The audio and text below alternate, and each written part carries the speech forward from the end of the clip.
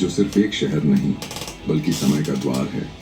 यह वही भूमि है जहां काल स्वयं थमकर शिव को प्रणाम करता है, जहां हर पत्थर में मंत्र गूंजता है, हर हवा में तंत्र की गंध है और हर रात के अंधेरे में देवी की आंखें जागती हैं। यह नगरी महाकाल की है, पर महाकाल की नगरी तब तक पूर्ण नहीं होती जब तक उसमें शक्ति का वास न हो, और उसी शक्ति का एक अत्यंत प्राचीन, रहस्यमय और उग्र स्वरूप उज्जैन की पहाड़ियों पर स्थित है। अवंती शक्तिपीठ, जिसे आज गढ़कालिका मंदिर के नाम से जाना जाता है। यह मंदिर केवल पूजा का स्थान नहीं है, यह एक द्वार है दूसरी चेतना का, गूढ़ रहस्यों का, तंत्र के निषिद्ध लोक का और उस शक्ति का जो सृजन भी कर सकती है और संहार भी। जब कोई श्रद्धालु इस पहाड़ी पर चढ़ता है तो उसे सिर्फ सीढ़ियां नहीं चढ़नी होती, वह अपने भीतर के भय, संशय और अहंकार की सीढ़ियां चढ़ रहा होता है। यह मंदिर भक्तों को चुनता है, हर कोई यहाँ से वैसा लौट कर नहीं जाता जैसा आया था। यह कथा तब की है जब सृष्टि युवा थी और देवता भी अपने अहंकार में अंधे हो जाया करते थे। दक्ष प्रजापति, ब्रह्मा का पुत्र, राजाओं का राजा और अहंकार का प्रतीक, उसने एक महायज्ञ का आयोजन किया। देवताओं को आमंत्रण भेजा गया, अर्षियों को बुलाया गया, स्वर्ग की हर सत्ता को बुलाया गया, पर एक नाम जानबूझकर नहीं लिया गया, महादेव शिव। क्योंकि दक्ष को शिव का वैराग्य स्वीकार नहीं था, उसे शिव का भस्म धारण करना अपमान लगता था, उसे शिव का औघड़ स्वरूप राजसी परंपराओं के विरुद्ध लगता था, और सबसे बड़ा अपराध, उसे यह स्वीकार नहीं था कि उसकी पुत्री सती ने शिव को पति चुना था। सती को जब यह पता चला कि पिता ने शिव को अपमानित किया है, तो उसके भीतर की नारी नहीं, देवी जाग उठी। वह बिना बुलाए यज्ञ में पहुंची और वहां अपने पति का अपमान होते देखा। उस पल सती ने जाना, जहां प्रेम का अपमान हो वहां जीवन व्यर्थ है, और यज्ञ की अग्नि में उसने स्वयं को समर्पित कर दिया। जब शिव को यह झांत हुआ कि सती अब इस संसार में नहीं रही, तो उनका हृदय नहीं, पूरा ब्रह्मांड कांप उठा। शिव ने सती के निर्जीव शरीर को उठाया और तांडव प्रारंभ कर दिया। यह कोई नृत्य नहीं था, यह प्रलय थी। धरती हिलने लगी, लोग टूटने लगे, देवता भयभीत हो गए। तब विष्णु ने सुदर्शन चक्र उठाया और सती के शरीर को टुकड़ों में विभाजित कर दिया। जहां जहां शरीर के अंग गिरे वहां वहां शक्ति स्थिर हुई। यही बने 51 शक्तिपीठ, और उन्हीं में से एक स्थान था अवंती भूमि, आज का उज्जैन। यहाँ गिरा देवी का वह अंग जिसे कुछ परंपराएं ऊपरी होंठ मानती हैं, कुछ कोहनी कहती हैं, तो कुछ कंधा, पर सत्य एक है, यहाँ शक्ति का स्थायी निवास हुआ, और उसी शक्ति ने धारण किया मां अवंतिका का स्वरूप, जो कालिका बनकर उज्जैन की रक्षक बनी। उज्जैन, जहाँ शिव और शक्ति कभी अलग नहीं हुए। उज्जैन कोई साधारण नगर नहीं, यहाँ काल गणना शुरू होती है, यहाँ से ज्योतिष की रेखाएं खींचती हैं। यहाँ महाकाल स्वयं समय के स्वामी हैं, पर काल को भी शक्ति चाहिए, और इसीलिए महाकाल की नगरी में कालिका का निवास अनिवार्य था। कहा जाता है, यदि कभी महाकाल निद्रा में जाए तो गढ़ कालिका जागकर उज्जैन की रक्षा करती है, और यदि कभी देवी उग्र हो जाए तो महाकाल अपने त्रिनेत्र से उनका क्रोध शांत करते हैं। यह एक ऐसा संतुलन है जो केवल उज्जैन में संभव है, शिव और शक्ति का जीवित मिलन। गढ़कालिका केवल भक्तों का मंदिर नहीं, यह तांत्रिक साधकों का गुप्त केंद्र रहा है। यहाँ ऐसी साधनाएं होती थीं जिनका उल्लेख शास्त्रों में नहीं मिलता। अमावस्या की रातें, शिवरात्रि की मध्य रात्रि, श्मशान से आती राख और मंत्रों की गूंज। कई साधक यहाँ आए, कुछ को सिद्धियां मिली, कुछ पागल हो गए, कुछ वापस लौटे ही नहीं। कहा जाता है, जो साधक मन से शुद्ध नहीं होता उस पर देवी कृपा नहीं करती, बल्कि उसे उसी की साधना में बांध देती है। यही कारण है कि गढ़ कालिका को वरदान और विनाश दोनों का द्वार कहा जाता है। इसी मंदिर की छाया में एक मूर्ख युवक भटका करता था। लोग उसका मजाक उड़ाते थे। वह अनपढ़ था, बुद्धि शून्य माना जाता था। एक दिन उसका अपमान इतना बढ़ा कि उसे देवी के सामने लाया गया, और उस रात गढ़कालिका ने उसे छू लिया। सुबह वही युवक संस्कृत के श्लोक बोल रहा था, काव्य रच रहा था, ब्रह्मांड के रहस्य शब्दों में उतार रहा था। वही युवक बना महाकवि कालिदास। शुरुआत है। उज्जैन की जिस पहाड़ी पर आज गढ़ कालिका का मंदिर खड़ा है, वह कभी केवल पत्थरों का ढेर नहीं थी। यह एक प्राचीन शक्ति स्थल था, जहां मानव ने पहली बार देवी को केवल मां नहीं बल्कि महाशक्ति के रूप में पुकारा था। कहा जाता है, महाभारत काल से भी पहले इस पहाड़ी पर आदिम जातियां निवास करती थीं, जो प्रकृति को देवी मानती थीं। उनके लिए यह पहाड़ी देवी का श्वास थी, जिससे भूमि में जीवन बहता था। समय बदला, राजवंश आए, अवंती की भूमि पर उज्जैन बसा, पर यह पहाड़ी कभी निर्जीव नहीं हुई। यह हमेशा से जागृत रही।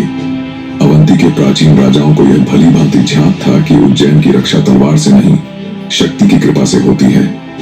राज्याभिषेक से पहले राजा यहाँ नंगे पांव आते थे, अपनी तलवार देवी के चरणों में रखते थे और प्रण लेते थे, राज्य देवी का है, मैं केवल सेवक हूं। कहा जाता है, जो राजा इस परंपरा को भूल गया, उसका वंश अधिक दिन नहीं चला। एक कथा मिलती है कि अवंती के एक राजा ने देवी की उपेक्षा कर युद्ध का बिगुल बजा दिया। उस रात गढ़ कालिका के गर्भगृह से तेज गर्जना हुई, दीपक अपने आप बुझ गए और अगली सुबह राजा युद्ध भूमि में मारा गया।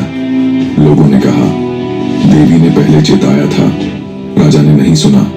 गढ़ कालिका को उग्र देवी माना जाता है और उग्र शक्ति को शांत रखने के लिए प्राचीन काल में बलि दी जाती थी।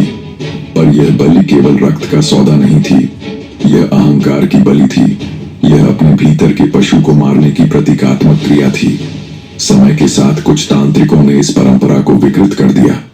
वे शक्ति पाने के लिए अंधकार का सहारा लेने लगे। यही कारण था कि इस मंदिर को कुछ कालों में भय का स्थान कहा जाने लगा। पर वास्तविक साधक जानते थे, देवी रक्त नहीं मांगती, वे भय और अहंकार मांगती हैं। आज भी मंदिर के पुजारी कहते हैं, यदि मन अशुद्ध हो तो देवी का दर्शन भी बोझ बन जाता है। गढ़ कालिका की सबसे रहस्यमयी रातें होती हैं अमावस्या की रातें। उन रातों में मंदिर की ऊर्जा बदल जाती है, हवा भारी हो जाती है, घंटियों की ध्वनि दूर तक जाती है। पुराने साधु बताते हैं, उन रातों में कुछ लोग मंदिर में प्रवेश करते थे और सुबह नहीं निकलते थे। कहा जाता है, वे लोग देवी के द्वार तक पहुंच जाते थे, जहां से लौटना हर किसी के भाग्य में नहीं होता। कुछ साधकों को सिद्धि मिली, कुछ को पागलपन और कुछ को मृत्यु। यही कारण है कि आज भी गढ़ कालिका की अमावस्या श्रद्धा और भय दोनों के साथ मनाई जाती है। गढ़ कालिका का वाहन सिंह माना जाता है और यह संयोग नहीं कि यह मंदिर पहाड़ी की चोटी पर है। तंत्र शास्त्रों में कहा गया है, ऊंचाई पर स्थित शक्तिपीठ अधिक तीव्र ऊर्जा रखते हैं। यहाँ खड़े होकर पूरा उज्जैन दिखता है, मानो देवी अपने सिंह पर बैठकर नगर की निगरानी कर रही हो। कई बार रात्रि प्रहरी बताते हैं कि उन्होंने पहाड़ी के आसपास किसी भारी पदचाप को सुना, जैसे कोई विशाल जीव अंधेरे में घूम रहा हो। वे कहते हैं, वह कोई जानवर नहीं, देवी की शक्ति की छाया है। अवंती शक्तिपीठ के भैरव हैं, लंबकर्ण भैरव या कुछ परंपराओं में बटुक भैरव। बिना भैरव की अनुमति यहाँ की शक्ति पूर्ण रूप से प्राप्त नहीं होती। कहा जाता है, जो भक्त केवल देवी को पूजता है और भैरव को भूल जाता है, उसे अधूरी सिद्धि मिलती है। भैरव यहाँ रक्षक भी हैं और परीक्षक भी। वे देखते हैं कौन श्रद्धा से आया है और कौन लालच से। आज गढ़ कालिका मंदिर पर्यटन स्थल भी है और साधना का केंद्र भी। यहाँ भक्त मन्नतें मांगते हैं, कोई नौकरी के लिए, कोई संतान के लिए, कोई शत्रुओं से रक्षा के लिए। और कई लोगों का अनुभव है, यहाँ मांगी गई मन्नत अनसुनी नहीं जाती। पर साथ ही यह मंदिर याद दिलाता है, देवी से मांगो पर अपने भीतर की शक्ति को जगाना मत भूलो। यह कहानी अभी और गहरी होने वाली है। उज्जैन की गलियों में एक समय एक युवक भटका करता था। न उसके पास विद्या थी, न प्रतिष्ठा। लोग उसे हंसी में उड़ा देते थे, उसका नाम तक कोई आदर से नहीं लेता था। वह अपने जीवन से थक चुका था, हर अपमान उसे भीतर से तोड़ देता था। और एक दिन उसे राज दरबार के कुछ विद्वानों ने अपनी जाल में फंसा लिया। उन्होंने सोचा, इस मूर्ख युवक को राजकुमारी से विवाह का झूठा सपना दिखाकर सबके सामने उसका अपमान किया जाए। उस रात उसे गढ़ कालिका के मंदिर भेजा गया। कहा गया, अगर तू देवी को प्रसन्न कर दे तो तू विद्वान बन जाएगा। लोगों को यकीन था, वह युवक रात में डरकर भाग जाएगा या पागल हो जाएगा। पर उस मूर्ख युवक ने पहली बार अपने जीवन में किसी के सामने सिर झुकाया। वह मंदिर के आंगन में बैठ गया, डरते हुए बोला, मां, अगर आप सच में हैं तो मुझे भी इंसान बना दो। मंदिर में रात का सन्नाटा था। दीपक की लौ कांप रही थी, घंटियां हवा में हल्की सी टकरा रही थी। युवक की आंखों में आंसू और भय दोनों थे। वह न मंत्र जानता था न विधि, बस बार बार मां का नाम ले रहा था। कहा जाता है आधी रात के समय मंदिर के गर्भगृह से तेज प्रकाश फूटा और उसी प्रकाश में देवी का स्वरूप प्रकट हुआ। उग्र नहीं, करुणामयी। देवी ने उसके मस्तक पर हाथ रखा और उसकी जिह्वा को अपने चरणामृत से स्पर्श कराया। उस क्षण युवक बेहोश हो गया। सुबह जब पुजारी आए तो युवक मंदिर के द्वार पर पड़ा था। लोग हंसते हुए उसे उठाने लगे, पर जैसे ही उसने मुंह खोला, संस्कृत के श्लोक निकल पड़े। ऐसे श्लोक जो बड़े बड़े पंडित भी नहीं रच पाते थे। राज दरबार में जब उसे बुलाया गया तो वह युवक रघुवंश, मेघदूत और कुमार संभव जैसे काव्यों की रचना करने लगा। वही मूर्ख युवक बन गया महाकवि कालिदास। लोग समझ गए ये केवल विद्या नहीं, ये देवी का वरदान था। गढ़ कालिका की प्रसिद्धि फैलते ही तांत्रिकों के कई गुप्त पंथ यहाँ सक्रिय हो गए। कुछ साधक देवी को मां मानकर पूजते थे, पर कुछ सिद्धि पाने की अंधी दौड़ में अंधकार का मार्ग चुन बैठे। वे श्मशान साधना करते, रक्त और मदिरा का अर्पण करते और देवी को डराने की कोशिश करते। पर तंत्र शास्त्र कहता है देवी को डराया नहीं जा सकता। जो डराने गया वह स्वयं भय का पात्र बन गया। कई साधक मानसिक रूप से टूट गए, कुछ रहस्यमयी रूप से लुप्त हो गए। लोक कथाओं में कहा जाता है देवी ने स्वयं उन पंथों का अंत किया जो शक्ति का दुरुपयोग कर रहे थे। आज भी कुछ घटनाएं सुनाते हैं। एक व्यापारी जिसका सब कुछ लुट गया था, गढ़ कालिका में रोते हुए बैठा। वर्षों से संतान नहीं थी, देवी के चरणों में चुनरी बांध कर गई। अगले वर्ष उसकी गोद भर गई। एक सैनिक जो युद्ध में जाने से डर रहा था, यहाँ आकर अजीब सी शांति महसूस कर लौटा और युद्ध से जीवित लौटा।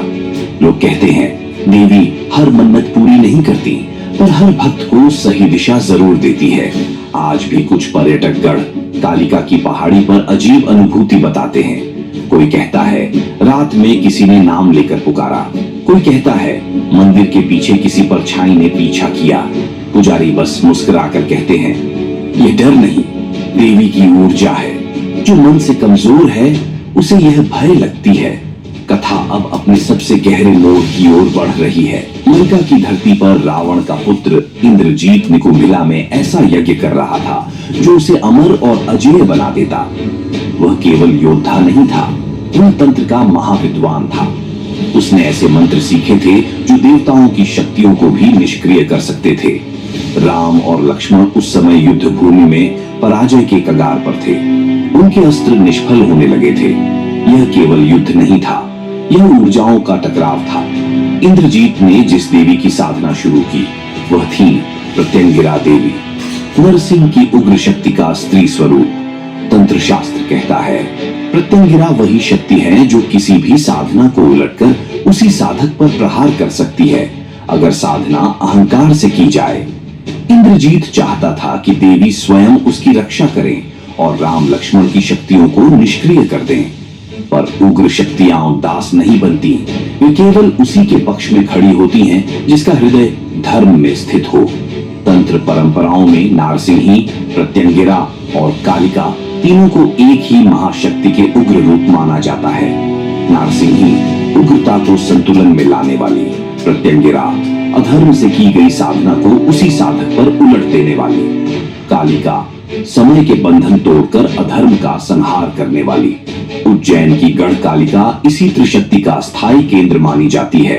कहा जाता है जब इंद्रजीत ने प्रत्यंगिरा का आह्वान किया तो उसकी तरंगें अवंती भूमि तक पहुंची। उस रात गढ़ कालिका के गर्भगृह में दीपक अपने आप बुझ गए।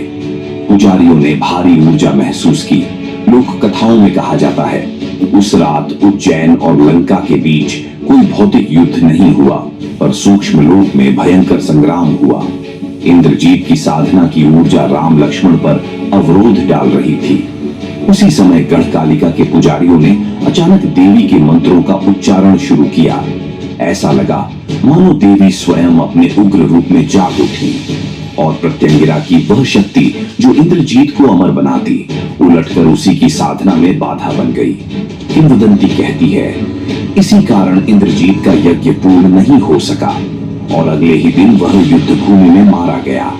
प्राचीन तांत्रिक ग्रंथों में प्रत्यंगिरा साधना को अत्यंत गोपनीय रखा गया, क्योंकि यह साधना शक्ति पाने का मार्ग नहीं, परीक्षा का मार्ग है। जो साधक अपने भीतर का अहंकार नष्ट नहीं करता, उस पर यह साधना विनाश बनकर टूटती है। इसीलिए गढ़कालिका के पुजारी आज भी कहते हैं, देवी की कृपा मांगो, पर उग्र शक्तियों को नियंत्रित करने का अहंकार मत पालो। उज्जैन के कुछ साधक मानते हैं, गढ़कालिका आज भी एक अदृश्य रक्षा कवच बनाकर नगर को घेरे हुए हैं। जब जब उज्जैन पर कोई बड़ी विपत्ति आने वाली होती है, किसी न किसी रूप में संकेत मिल जाता है। अचानक तेज आंधी, मंदिर में दीपक का बुझ जाना या पुजारियों को अशांत स्वप्न आना। वे कहते हैं देवी पहले चेताती हैं, फिर रक्षा करती हैं। अब कथा अपने अंतिम और सबसे रहस्यमय चरण की ओर बढ़ रही है। गढ़कालिका का मंदिर ऊपर से जितना साधारण दिखता है, अंदर से उतना ही गूढ़ है। पुराने पुजारी कहते हैं इस मंदिर की शक्ति सिर्फ मूर्ति में नहीं, बल्कि उस भूमि में है जिस पर मंदिर खड़ा है। यह भूमि एक प्राचीन ऊर्जा रेखा पर स्थित है। तंत्र शास्त्रों में इसे शक्ति नाड़ी कहा गया है।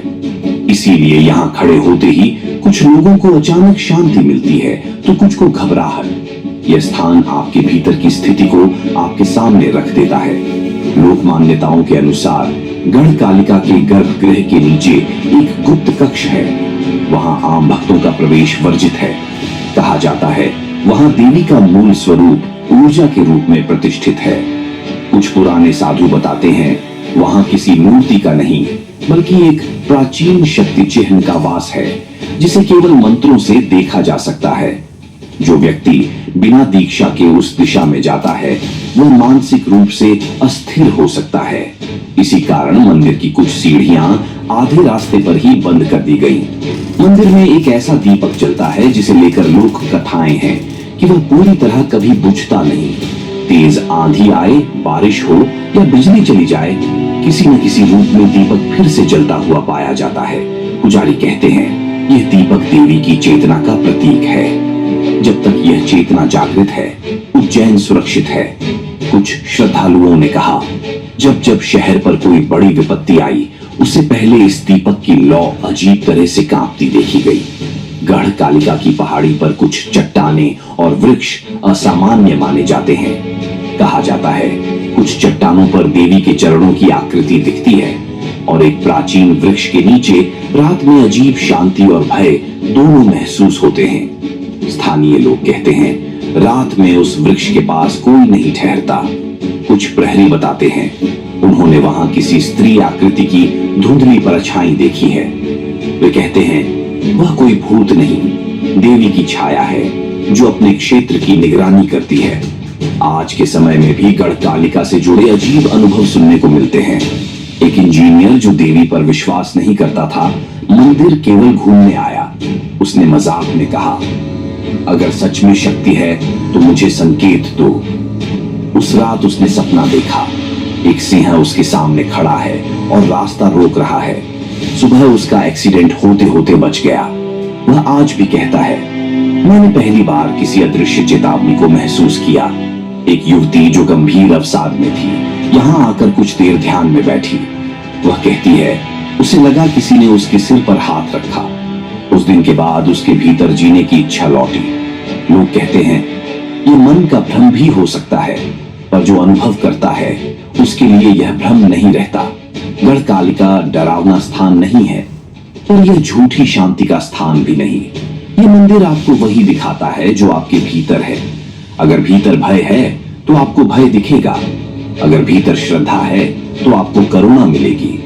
इसीलिए कुछ लोग यहाँ से भाग जाते हैं और कुछ हर साल खींचे चले आते हैं।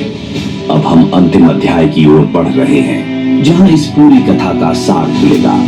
उज्जैन की उस पहाड़ी पर खड़े होकर जब सूर्य ढलता है और महाकाल की नगरी पर सांझ उतरती है, तो गढ़कालिका का मंदिर सिर्फ पत्थरों की संरचना नहीं लगता, वह एक जीवित चेतना लगता है जैसे देवी अब भी जाग रही हो और नगर की हर धड़कन पर उनकी दृष्टि टिकी हो।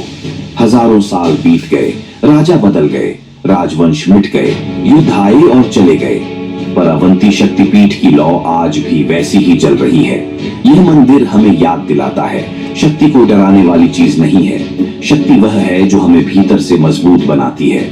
उज्जैन में महाकाल है, समय के स्वामी, संहार और वैराग्य के प्रतीक, और उसी उज्जैन में गढ़कालिका है, शक्ति, करुणा और उग्र चेतना का स्वरूप। ये दो अलग देवता नहीं है, ये एक ही चेतना के दो ध्रुव हैं। शिव बिना शक्ति के शव है और शक्ति बिना शिव के अंधी उग्रता।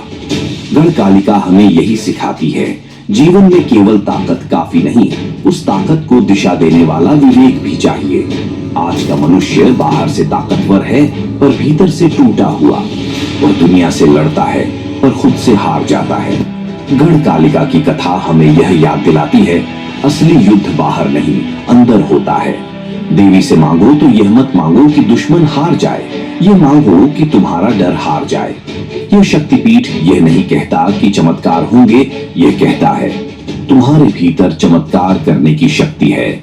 कुछ लोग यहाँ आकर अपने जीवन की दिशा बदल लेते हैं, कुछ को बस एक पल की शांति मिलती है, कुछ को अपने प्रश्नों के उत्तर मिल जाते हैं, पर कोई भी यहाँ से पूरी तरह खाली हाथ नहीं लौटता, क्योंकि गढ़कालिका तुम्हें वही देती है जिसकी तुम्हें सच में जरूरत होती है, भले ही वह वही न हो जो तुम मांग रहे थे।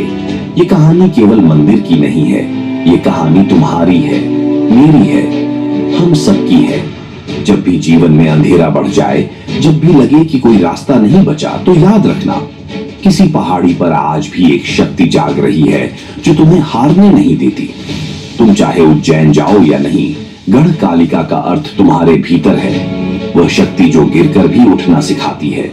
दोस्तों, अगर यह कहानी आपके दिल तक पहुंची हो, अगर गढ़कालिका की महिमा ने आपको भीतर से छू लिया हो, तो इस वीडियो को दिल से लाइक कर दीजिए। अगर आप चाहते हैं कि ऐसी रहस्यमयी, आध्यात्मिक और रोमांचक कहानियां हम आगे भी लाते रहें, तो अभी चैनल को सब्सक्राइब कर लीजिए ताकि अगली कहानी आपसे मिस न हो। कमेंट में जरूर बताइए आपको इस पूरी कथा का कौन सा हिस्सा सबसे ज्यादा रहस्यमयी लगा, और अगली वीडियो आप किस मंदिर या शक्तिपीठ पर देखना चाहते हैं। इस कहानी को अपने दोस्तों और परिवार के साथ शेयर कीजिए, शायद किसी को इस समय शक्ति की जरूरत हो। याद रखिए, शक्ति बाहर नहीं, आपके भीतर है। जय महाकाल, जय मां गढ़कालिका। फिर मिलेंगे अगली रहस्यमयी कहानी के साथ।